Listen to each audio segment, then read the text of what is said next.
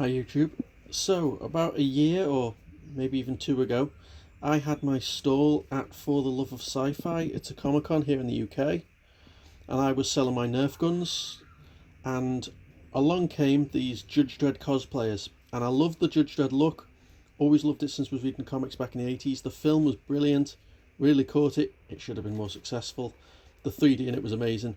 But one of the cosplayers said he had a spare Judge Dredd lid that hadn't been painted, hadn't been cut, and would I like to buy it?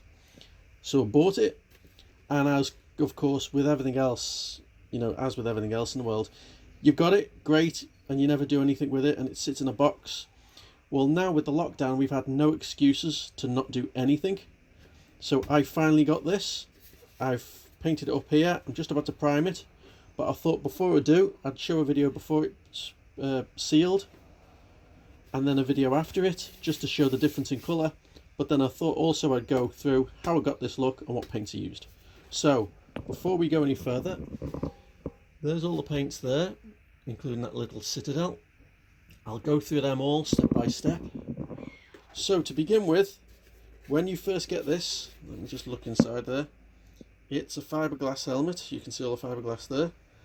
And when you get this originally has a full face cover. All the fiberglass goes in there, goes through the eyes, right across.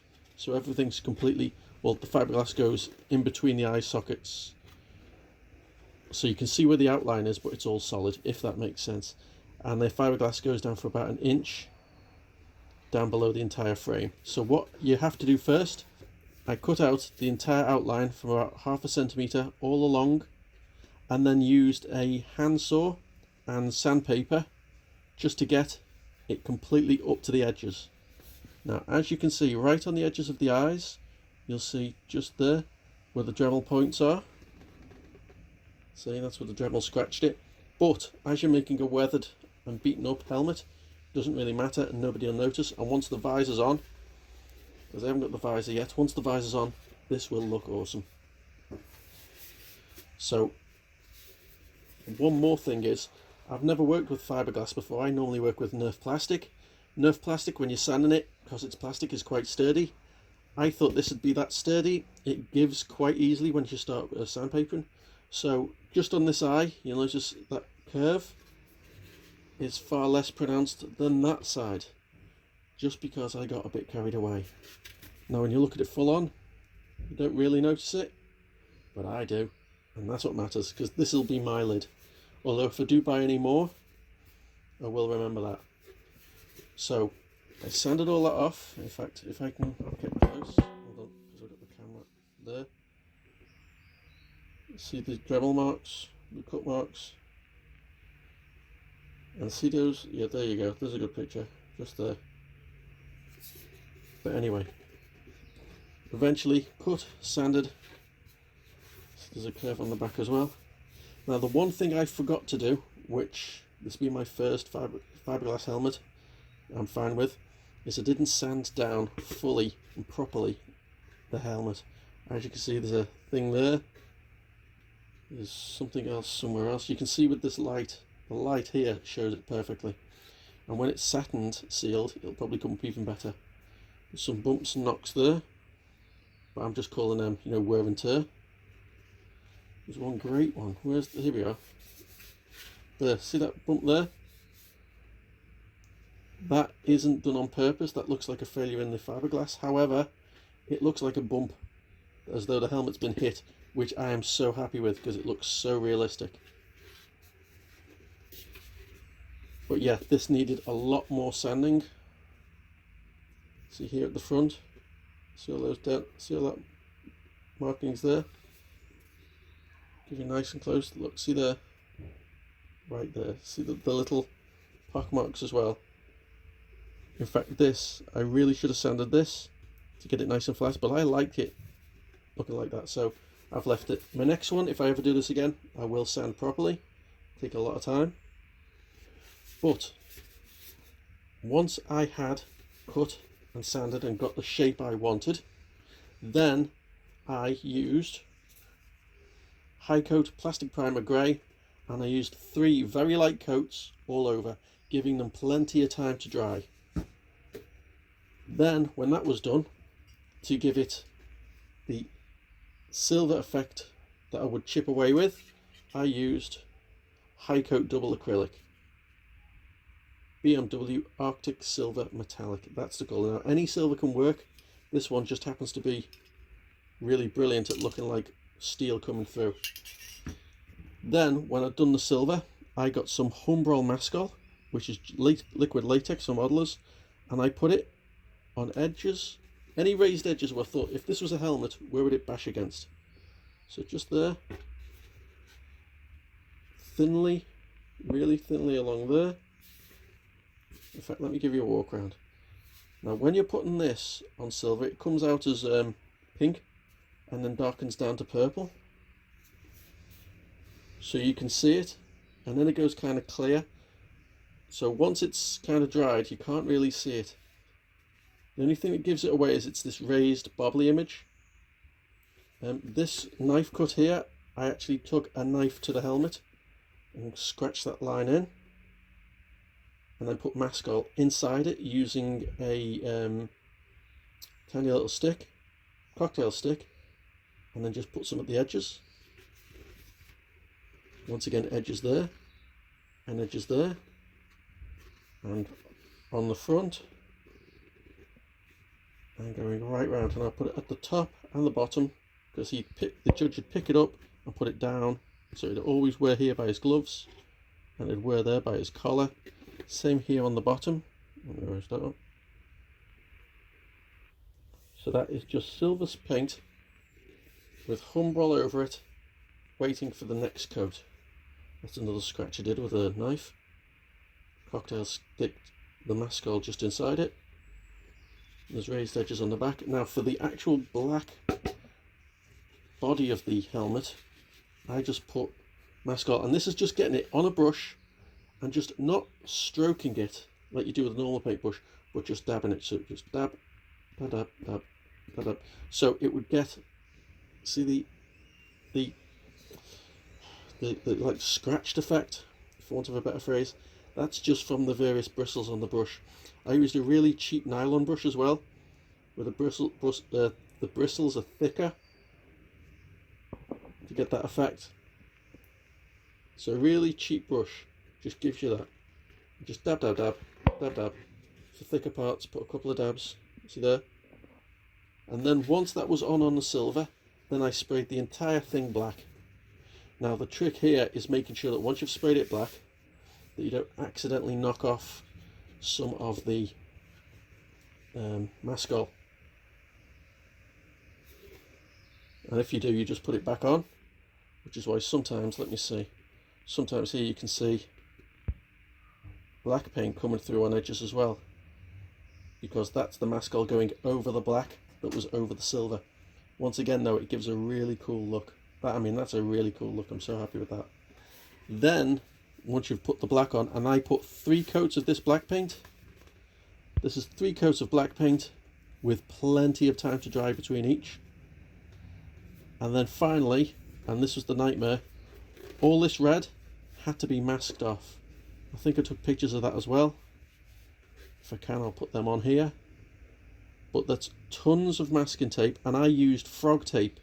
And so the frog tape wouldn't take the paint, I'd get the frog tape, put it on my wrist here, just put it on, peel it off so it took away most of the stickiness, and just put it on there. And then to stop that peeling away, I put some normal masking tape over the frog tape to keep it in shape. There are some parts, that's okay there, but just there in those edges there and there, you can see it ever so slightly, but it doesn't matter because it's from a distance and it looks awesome. And now my camera's not focusing. There you go. So that masking took about 2.5 hours. Then very lightly I would spray, oh by the way, the black paint I used was high coat matte black. You can use any others, but I like this one. It's nice, not too, I want to say not too wet, because it's some sprays I've used, the paint just comes off really as a really wet, and it just goes everywhere. This stuff, for people who use spray cans, that'll make sense, but this stuff just gives the right spray and everything. I just think it's perfect for matte black. The red colour I used, lots of people use different colours. I used, if that would please focus, it won't. That is High Coat Vauxhall Flame Red. And it gives this lovely coat. And I gave coats, 2 or 3 again, 2 or 3 light coats. Just checking all the time with the masking tape. They hadn't got through. Unlucky for me. And I'd used so much masking tape I hadn't. Now the red line here goes right around. Now you'll notice here, this is raised. And the raised part goes right up into the back there. But the red line stays going along the bottom. And once again, owing up to my sins, you can see with the masking tape, I hadn't done the masking tape right. But for me, I'm absolutely fine with that. It's just, you know, hey, first time doing a helmet, and it's my helmet. Each helmet's in own individual, and that's that. So once I'd done the red paint, I took all the masking tape off, and then I removed all the mask gold. Now I did an Instagram video of that showing how that works. I'll try and tie that in on this video. Once again, if I can get my Pinnacle Studio working properly. And that gives that image. And once again, the idea is wherever he will be using it or grabbing it or be hit. So he's hit with the knife there. Like I said, when you pull the mask gold off, it takes off some of the paint as well and gives that great chipped effect. Come on, focus in. There you go. See? I even put it just inside. Just down there. So this is not dry brushing. There's no dry brushing at all for the silver effect. This is all mascol. Come on, focus, will ya? People want to see. See? There's even another chipped effect at the back. And then that was done. Now, to get this beat up colour here, see how you can really see just in that light, see how it just looks dirty and just, you know, utterly worn. See the dirt there just above there? That is this Citadel Abaddon Black, which was mixed in a cup with half of this, 50% this, 50% water. Then got a brush, painted it all over the red, gave it a few seconds, and then dried it, and then just wiped it off. Now, I would try and stay in one direction, so I'd wipe it that way, and then for the second coat, wipe it down, which is why you can see here, see there's straight line marks? There's marks going that way, and there's marks going there. I left some dirtier parts on, and once again on the edges of that eye. This side really shows it up well on the camera. And I did it all over the red, as you can see, especially on the neck, on the back there. That's really good. I'm really happy with that. And then I thought, well, if I've done it on the red, why don't I just put it on the black as well? Because that'll just give like a, because if it rains on this, and you get the same type of smear pattern. So I don't know if you can see, but see those like blurry lines? That's just me painting the black on and then just wiping it off. By the way, I found out if you wipe it with different cloths, you get different smear patterns. I was using an old t-shirt, which gave me the best patterns. So yeah, for this I'd recommend an old t-shirt to get that effect. Once again, let's see up here. Oh, by the way, you can see some scratches. I also took off a couple of layers there, just to give it the effect of it being skidded along the floor. See? By the way, you can also see the mascol there, there. That's been a nightmare. Right on those edges. See, not too much and not too little. It's worn, but not completely knackered. In fact, is that some mascol there? Yeah, I think that's some mascol. Let me try and... Yeah, there you go. See, that's it. It's mascol. That's what you get. But like I said, see those lines there? I even painted just some lines just on those edges and then quickly wiped them off. just so that same dirt mark, that same dirt pattern patina is carried on over the entire helmet, so it all looks dirty and all looks muddy and all looks slightly battered. So now I've shown this, I am now going to seal it using Plasticoat satin sealer to give it a nice shine, because it's matte is alright, but satin just seems to make them pop out. Certainly does for my Nerfs, and it certainly will for this colour, because if you matte down this, it won't shine, and metal helmets shine. They have this glow about them. So that's what that's going to be based on. So that's what I'm going to do next. And one more thing before I forget, we get to the badge. Now, as you can see, the badge is... Now, I should have sanded this off to be nice and flat, but I didn't. And to be honest, from a distance, you're not really going to notice. But that is just dry brushed with High Coat Brass B33. That's all it is, just lots and lots of dry brushing. I put masking tape all around that to protect all the rest of the helmet, because the last thing you want to do at the last hurdle is fall and get paint everywhere. So once again, I used frog tape, put it on my wrist just to take off the stickiness, put it all over, and then just dry brushed all that on. But like I said, that should have been, I should have sanded that down, didn't. But to be honest, at a distance, no, are you going to see that? Nah, of course you're not. Oh, and in case anyone wants to know, this is a Rabid Weasel helmet.